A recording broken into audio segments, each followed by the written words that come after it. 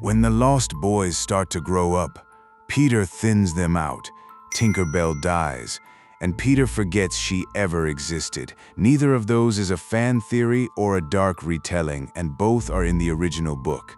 Second to the right, and straight on till morning. Flying children, happy thoughts, a crocodile with a clock in its stomach. That is the version everybody got. It is the same book. Barrie drops that first line in passing, moves straight on to the next paragraph, and never comes back to it. When Wendy asks what happened to Tinker Bell, Peter has no idea who she is talking about. And here's the thing that explains both. The man who wrote this had an older brother called David, who died the day before his 14th birthday. Their mother took to her bed and stayed there. She found one thought to hold on to, and she repeated it for the rest of her life. David would never grow up. He would be a boy forever. Peter Pan was never a fantasy about the joy of staying young. It is a description of a dead child. What is actually in that book? What happened to the real family it was written for? And why the very last word Barrie uses to describe children is heartless? To understand Peter Pan, you have to start with a boy who died. James Matthew Barrie was born in Scotland in 1860, the ninth of 10 children. The favorite was his older brother David.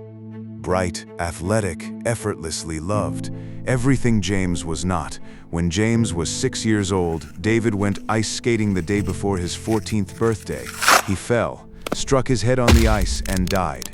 Their mother never recovered. She took to her bed and stayed there. For weeks she barely spoke. And this is where the story of Peter Pan actually begins. 6-year-old James started going into his mother's darkened room and pretending to be David. He wore David's clothes. He learned to whistle the way David whistled. He would stand in the doorway in the dark, so that for one moment his mother might think her favorite son had come back. There is an account of him doing this and his mother asking, "Is that you?" And James answering, "No, it's no him, it's just me." He spent his childhood trying to be a dead boy. And in all that grief, his mother found one thing to hold on to. One consolation she repeated to herself, over and over. David would never grow up, he would be a boy forever. Nothing could take that from her now.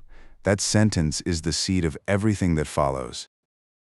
Years later, Barrie would write a character who could not grow up, and people would read it as a wish, as a fantasy, as the happiest possible fate. Barrie knew exactly what it was. It was a description of a dead child. Now look at what he actually wrote.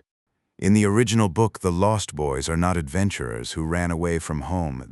They are babies. Barrie says plainly that they are children who fell out of their prams when their nurses were looking the other way. And if they are not claimed within 7 days, they are sent far away to Neverland. 7 days. Then they belong to Peter. And Peter is their leader. And Peter enforces the rules. And the rule is that nobody grows up. When one of them starts to change, when a boy gets a little taller, a little older, a little less like a child, Peter thins them out. Barrie moves on to the next paragraph. He does not linger. In the entire book, he never returns to it. That is the detail that tells you what kind of story you are actually reading. Then there is what Peter does to the pirates. Peter kills, not reluctantly, not in desperate self-defense at the climax. He kills throughout and he enjoys it. Barrie writes that in a fight, Peter would sometimes change sides in the middle, purely because it was more interesting that way. He does not care who wins. He cares that the game continues. He is not evil. That is the wrong word, and it is why the story unsettles people who read it properly. Peter has no cruelty in him because he has nothing in him at all that would allow cruelty to register. He is not choosing to be terrible. He simply cannot understand that the pirates are people. He does not understand death either, including his own. There is a moment where Peter is stranded on a rock with the tide rising around him and no way to escape, and he knows he is going to drown, and what he feels is not fear. Barrie gives him the line that has been quoted on posters and in eulogies ever since. To die will be an awfully big adventure. People repeat that line as though it is brave. It is not brave. Bravery requires understanding what you stand to lose. Peter says it because dying looks to him like one more interesting thing that might happen, no different from a fight or a flight or a game. He is not fearless. He is empty in the exact shape where the fear should be. And then there's the thing that Barrie repeats again and again until it becomes the actual subject of the book. Peter forgets. He forgets Tinker Bell. She dies at some point between one visit and the next, and when Wendy asks about her, Peter has no idea who she is talking about. Barrie writes that Peter forgot her. He forgets Captain Hook, the enemy he spent the entire story trying to kill. Within a short time, he cannot remember him at all. He forgets Wendy between visits. He turns up years late, cheerful, expecting everything to be exactly where he left it. This is not carelessness. Barrie is very deliberate. A person who cannot grow up also cannot accumulate anything. No memory builds on the last one. Nothing carries forward. Every experience arrives new and leaves completely, and if you cannot hold on to anyone, you cannot love them. Not really. Love is mostly memory. It is the accumulated weight of knowing someone over time. Peter has no weight. Nothing sticks to him, and then Barrie tells you why. There is a passage quite late in the book where Peter explains himself, and it is the only time he ever does. He says that when he was very small, he heard his mother and father talking about what he would be when he became a man, and the idea horrified him so much that he ran away that same day out through the window and never came back. But that is not the part that matters. Peter says that later, much later, he changed his mind. He wanted to go home. He flew all the way back to his own house, to his own nursery window. And the window was barred shut. His mother had put bars on it. And through the glass, he could see another little boy asleep in his bed. She had another son. She had moved on. The window was locked, and there was no space left for him in the room he had been born in. Peter tells this story lightly, almost as a joke, and then never mentions it again. That is the wound the whole character is built on. Peter does not forget people because he is careless. He forgot how to hold on to anyone the night he found out that holding on does not work, that you can love someone completely and turn your back for a moment, and come home to find the window barred and yourself replaced. Everything else he does follows from that. He refuses to grow up because growing up is what took his place from him. He refuses to remember because remembering is what hurt, and Barrie makes sure you understand this is permanent. When Wendy finally asks Peter what she is to him, what his feelings are, he answers immediately and without any awkwardness at all. Those of a devoted son. She wants him to be a husband, or at least to understand the question. He cannot. There is only one relationship available to him, and it is the one he lost.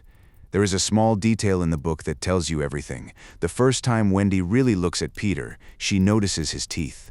He still has all of them, every single baby tooth, a complete set, not one of them lost. He is not a child in spirit. He is not young at heart. He is genuinely, permanently, biologically a child, and he always will be, and he cannot be anything else. Even Tinker Bell is nothing like the version you know. She is not sweet. She is violent and jealous. And when Wendy arrives, Tinker Bell tries to have her killed. She tells the Lost Boys that Peter wants them to shoot the Wendy bird, and they do. Wendy takes an arrow to the chest and survives only because of an acorn button she happened to be wearing. Tinker Bell arranges a child's murder out of jealousy, and she is forgiven within a page. And Captain Hook, the villain, is the only character in the entire book who has an inner life. Hook is obsessed with something he calls good form, whether he is behaving with dignity. Whether he is, underneath everything, still a gentleman, he agonizes over it. He is a murderer who is tormented by manners, which sounds funny until you understand what Barrie is actually doing with him. Hook is the only one who is capable of shame. He is the only one who can look at his own behavior and be troubled by it. He is the only adult. And in the moment of his death, Hook gets one final realization. He looks at Peter, this boy who has beaten him, and he understands the thing nobody else in the book has understood. He asks whether Peter has good form, and the answer is no. Peter has no form at all, because form requires knowing that other people exist. Then Hook is gone, and within a few pages Peter has forgotten he ever lived, But none of that is the ending, and the ending is the part that stays with you. Wendy goes home, she grows up. That is all. There is no tragedy in it, no punishment. She simply does the ordinary thing that every child does. Years pass. She becomes a woman. She marries. She has a daughter of her own named Jane. And one night, Peter comes back. He comes back the same. Exactly the same. The same age, the same boy, expecting the same girl at the same window, ready to carry her off for spring cleaning as though no time has passed at all, because for him no time has passed at all, and he finds a grown woman. Barrie writes the moment carefully. Peter does not understand what he is looking at. Wendy has to say it out loud. I am old, Peter. I grew up long ago, and Peter, who has killed pirates and thinned out children and forgotten everyone who ever loved him, sits down on the floor and cries. It is the only time in the entire book that he is genuinely, helplessly hurt. Not because Wendy left him, because she did the one thing he can never do, and he has no way to follow her. And then, while he is crying on the nursery floor, Jane wakes up. Wendy's daughter sits up in bed and looks at the boy and says, "Boy, why are you crying?" And Peter stops crying and bows to her. And Wendy stands there and watches her own daughter fly out of the window with him, because she cannot stop it, because she knows exactly what happens next. Jane grows up too. And Jane has a daughter called Margaret, and Peter comes for Margaret. And Margaret will grow up and have a daughter, and Peter will come for her. The final line of the book is this: and thus it will go on so long as children are gay and innocent and heartless. Heartless. That is the last word Barrie leaves you with. About children, about Peter, about the whole thing.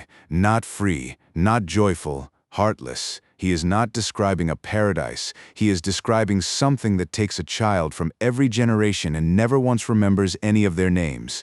And there is one more part, and it is not in the book. In 1901, Barrie became close to a family of 5 brothers, the Llewellyn Davies boys. He met them in Kensington Gardens and invented stories for them, and those stories became Peter Pan. He named the character after one of them, a boy called Peter. Within a few years, both of the boys' parents had died of cancer. Barrie became their guardian. He raised them. George, the eldest, was killed in the trenches in 1915. He was 21.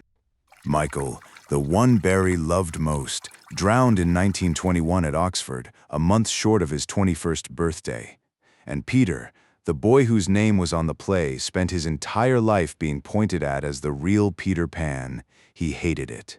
He called the story that terrible masterpiece. In 1960, at 63 years old, he took his own life. The boy who never grew up outlived almost all of them. So here's the question underneath all of it. We tell children that Peter Pan is the lucky one, that growing up is the loss and staying young is the prize. Barrie was telling us the exact opposite, and he was telling us from experience. Growing up is what allows you to keep people. It is the thing that lets a memory stick, that lets love accumulate into something that lasts, that lets you look back and know what you had. Every difficult thing about being an adult is the price of being able to hold on to anyone at all. Peter never pays that price, and so Peter never gets to keep anything. He is not free. He is the loneliest character in children's literature, and he does not even have the equipment to notice. A grieving woman in Scotland once comforted herself with the thought that her dead son would be a boy forever. Her surviving son spent his whole life turning that sentence over, and when he finally wrote it down properly, honestly, he did not write a fantasy about eternal childhood. He wrote a warning about it.